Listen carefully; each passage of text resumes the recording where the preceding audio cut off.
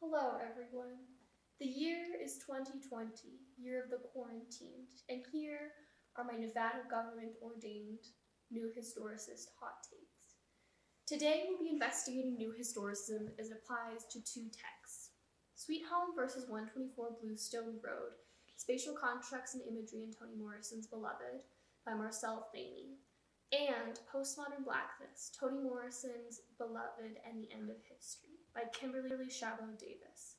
These texts both view Beloved as a historical text, which is heavily influenced by the environment it was written in, although they do differ significantly in their applications of new historicism. First, some background on the texts. Oh, hello there. Let's discuss Thaney.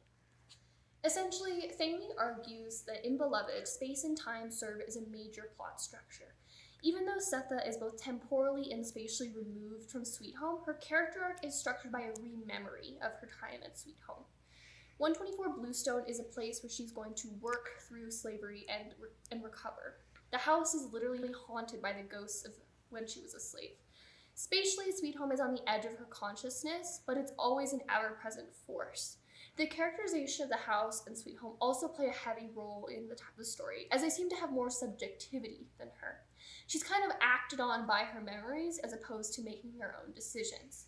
Thaney suggests that the narrative structure of Beloved is essential to expose the horrors of slavery and investigate what addressing slavery should look like.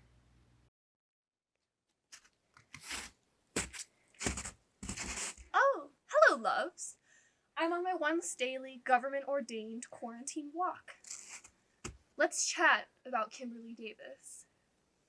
Davis's article essentially argues that Beloved is both a postmodern and anti-postmodern text. It contains a postmodern critique of historiography and an alternative temporality, but it also contains significant aspects of African American political movements and Black history. Davis argues that this presents a problem for literary critics, since critics who focus on the postmodern aspects of the text miss the Black history aspects, and critics who focus on the Black aspects of the text miss the postmodern critique of historiography. Kimberly argues that Beloved presents a space to essentially open up the field of postmodern literary criticism to texts which are both postmodern and Black. Beloved is able to both empower and deconstruct. Alright, let's move into the more serious academic matter. First, we'll be going over a brief explanation of New Historicism, and then how the texts use New Historicism and interact with each other.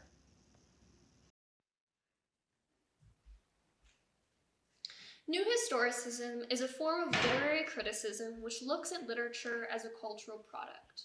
Notably to New Historicists, literature and history are intertwined. Literature is reflective of the cultural moment it was written in, but it can also act as a historical moment. It's important to recognize that in the New Historicist context, history is a multiplicity. It's fluid and undefined, and it means different things to different communities.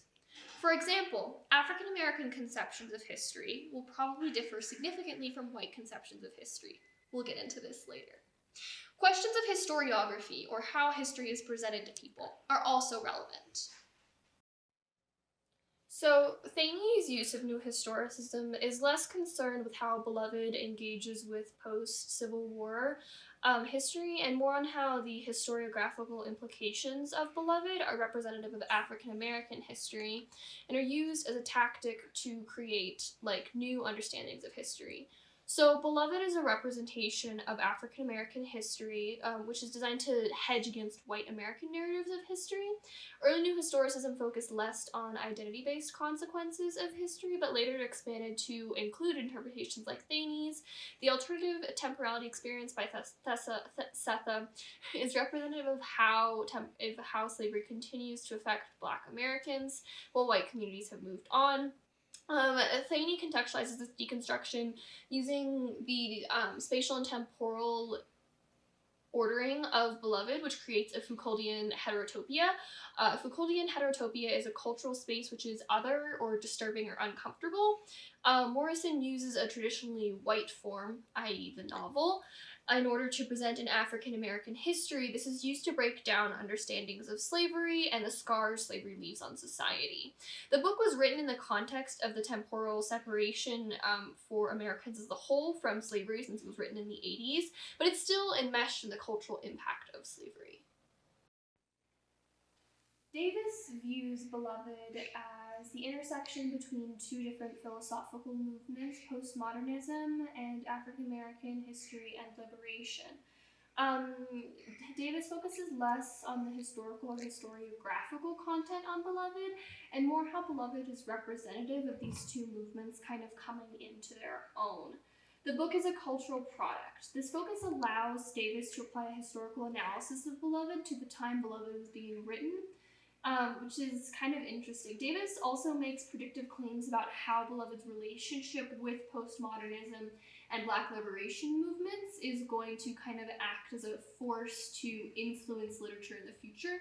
To me, the most interesting part of Davis's article is that it actually kind of comes at the forefront of a lot of critical race theory.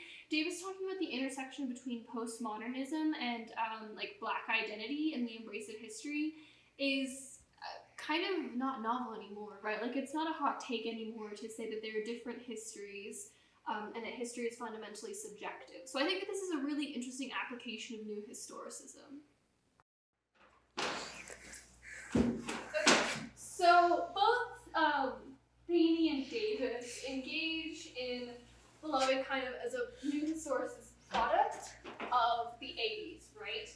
So it's kind of a product of both postmodernism and Black liberation. I think, interestingly, Thaney kind of builds on and assumes Davis's claim that Beloved is both a postmodern and a Black liberation text, right? Because he makes the assumption from the beginning that Beloved is presenting an alternative history, and that's kind of the point of it. Which is very interesting to me.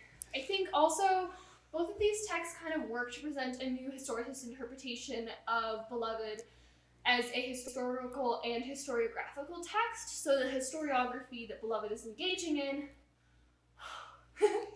is kind of a function of the historical period in which it was written in and the goals of the author Toni Morrison to represent African American history and kind of disrupt the cultural moment.